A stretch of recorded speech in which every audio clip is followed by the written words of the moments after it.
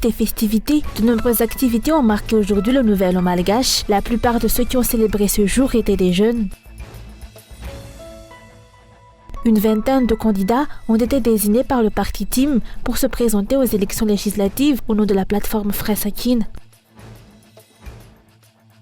De l'actualité internationale, le plus gros fabricant mondial de vaccins, basé en Inde, va commencer à distribuer en Afrique un nouveau vaccin pour marcher contre le paludisme à compter du mois de mai. La maladie tue plus de 600 000 personnes chaque année, dont 95% en Afrique, selon l'Organisation mondiale de la santé.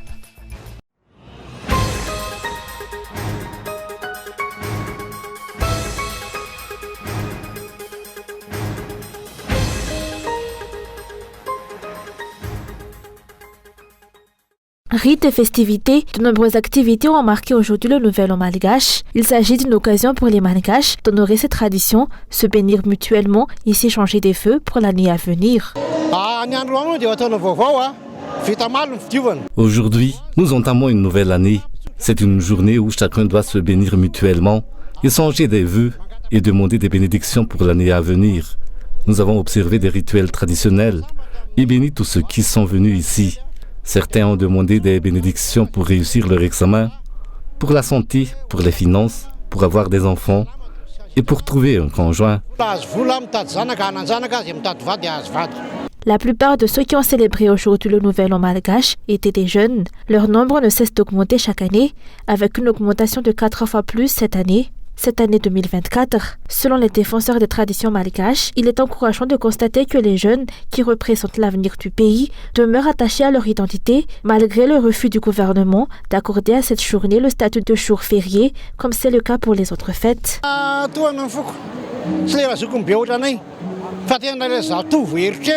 Je suis profondément ému de voir que des jeunes restent attachés à leur identité, à ce qui fait d'eux des malgaches. Aux jeunes que j'ai rencontrés, je leur ai dit qu'ils représentaient l'avenir du pays. Je leur ai conseillé de ne jamais reculer et de toujours avancer dans l'amour de leur patrie. Je leur ai offert mes bénédictions. Un jour, ils seront aux commandes du pays et les malgaches retrouveront leur place et leur importance. Cela fait maintenant 20 ou 30 ans que nous demandons que le Nouvel An malgache obtienne le statut de jour férié, comme toutes les autres fêtes, mais cela dépend de la prise de conscience des dirigeants qui pourraient accorder cela en un instant. Non seulement les jeunes, mais de plus en plus de malgaches célèbrent et renouent avec les traditions malgaches. Selon les défenseurs des traditions malgaches, les malgaches reviennent progressivement à leurs racines, ce qui revêt une importance particulière compte tenu de la situation actuelle dans le pays.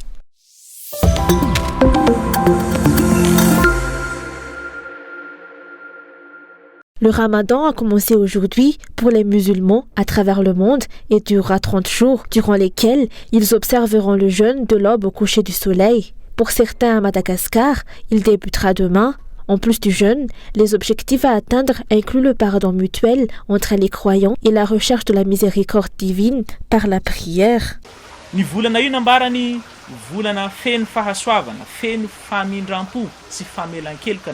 Ce mois sera empreint de bénédiction, de pardon et de miséricorde divine. Le Ramadan n'est pas seulement une période de jeûne, mais aussi un moment où nous devons restreindre nos désirs provenant de nos sens, que ce soit la vue, l'ouïe, la parole ou les envies. Tout ce qui est spirituel doit être maîtrisé pendant ce mois sacré du Ramadan.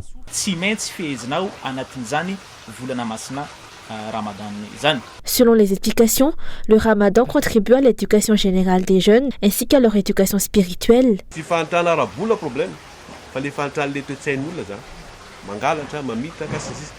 Le problème ne réside pas seulement dans la pauvreté financière, mais aussi dans la pauvreté mentale, caractérisée par le vol, la tromperie et ainsi de suite. Les musulmans s'efforcent de changer cette mentalité en partageant leurs valeurs. De nombreuses valeurs peuvent être partagées avec tout le monde, qu'ils soient chrétiens ou musulmans, et nous nous efforçons de les promouvoir pendant le mois de Ramadan, espérant ainsi provoquer un changement chez les personnes que nous pouvons toucher, notamment à travers notre émission radiophonique. Nous contribuons ainsi à inciter les gens à prier, non pas nécessairement selon la tradition musulmane, mais à prier Dieu quelle que soit leur croyance.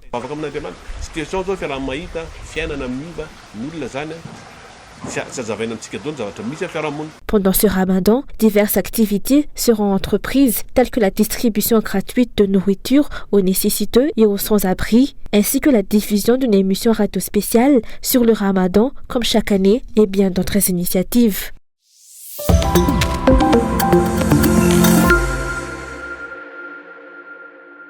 Madagascar doit remédier à de nombreuses lacunes pour garantir le respect des droits des femmes, selon l'UNFPA ou Fonds des Nations Unies pour la population. Cela comprend la nécessité de considérer une réforme de la loi sur l'avortement. Alors que de nombreux pays africains s'orientent vers la légalisation de l'avortement, cette pratique reste encore interdite à Madagascar. Il est impératif que le gouvernement malgache accorde une attention particulière à cette question, en particulier en ce qui concerne les cas fondés sur des raisons médicales. Dans certains pays, l'avortement est autorisé dans certaines conditions, limitées ou alors dans certaines conditions, mais ça existe. C'est pour ça qu'à UNFPA, nous parlons des conditions dans lesquelles il faut promouvoir l'avortement. Médicalement, il y a des recommandations, comme l'avortement thérapeutique. Donc c'est dans ce cadre-là que le rôle de UNFPA, c'est donc vraiment de pouvoir continuer à donner ces informations pour continuer à encourager et à aider le gouvernement à prendre des décisions qui prennent en compte les droits humains. Il n'appartient pas à l'UNFPA d'établir ou de modifier les lois d'un pays. Sa responsabilité consiste à encourager le pays en question à adapter ses lois existantes aux normes de la Charte internationale régissant les droits de l'homme. We influence, governments make laws. UNFPA does not make the law for them. UNFPA ne fait pas les lois dans un pays. Exactly. C'est le pays qui décide de ses lois. UNFPA peut influencer, mais UNFPA ne fait pas les lois dans un pays.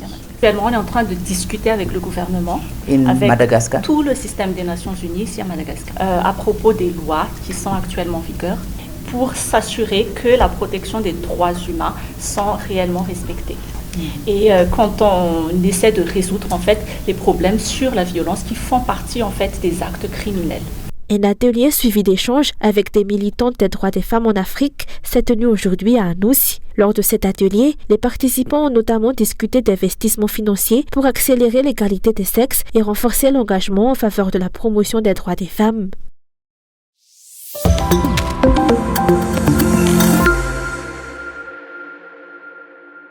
Une vingtaine de candidats ont été désignés par le parti Team pour se présenter aux élections législatives au nom de la plateforme Fresakin. Les autres partis membres de la plateforme présenteront également leurs propres candidats. Il est nécessaire de faire preuve de générosité. Le parti Team détient déjà une large part de territoire. Il est donc important de savoir partager. Ces candidats représentent la solidarité et la plateforme Fresakin, et non le parti Team.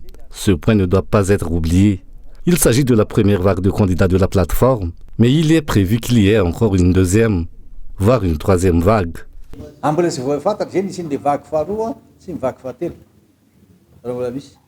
Les candidats ont déclaré que toutes les suggestions visant à améliorer les élections proposées par les observateurs électoraux nationaux et internationaux doivent être prises en considération. Ils n'ont pas répondu lorsqu'on leur a demandé s'ils acceptaient les résultats des élections si la CENI et le gouvernement ne prenaient pas en compte ces suggestions. Les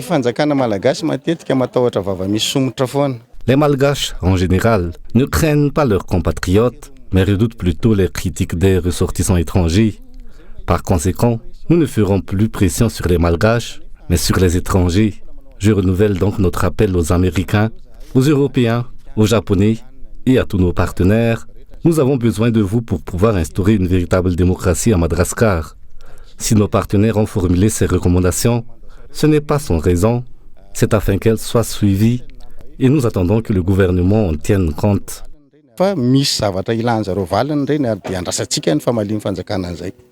Selon les explications, la CENI et le gouvernement font preuve de beaucoup de nonchalance et d'immaturité dans l'organisation de cette élection. Il reste encore à déterminer si le nombre de districts lors de cette élection sera identique ou non à celui de la précédente.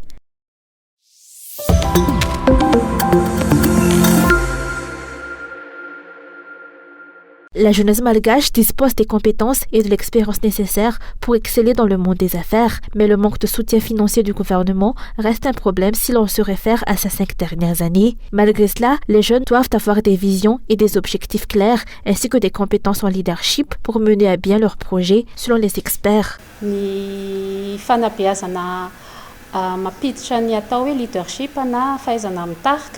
L'éducation intégrant le leadership se révèle plus efficace, comme le démontrent les pratiques observées dans d'autres pays, notamment aux États-Unis, où les enfants sont encouragés à développer leurs compétences de leadership dès leur jeune âge. Ce type d'éducation favorise également le développement de l'imagination et de la créativité, essentiel à l'établissement d'une vision claire pour l'avenir. Il est donc crucial d'inclure le développement du leadership dans le programme éducatif des jeunes malgaches. Il est vrai que certaines personnes ont des aptitudes de leadership innées, mais pour ceux qui ne les ont pas naturellement, nous nous efforçons de leur enseigner ces compétences. Le leadership peut être appris même si on ne le possède pas de façon naturelle. Notre objectif est d'aider tous ceux qui ont des idées à promouvoir leur initiative, à développer des stratégies pour les concrétiser et à inspirer les autres à les suivre. Le projet MLH, ou Malagas Leader en herbe, a été lancé aujourd'hui à Atavoul. Ce projet vise à donner aux jeunes des compétences en leadership dans le but de stimuler le développement du monde des affaires à Madagascar et de renforcer l'expérience des jeunes entrepreneurs.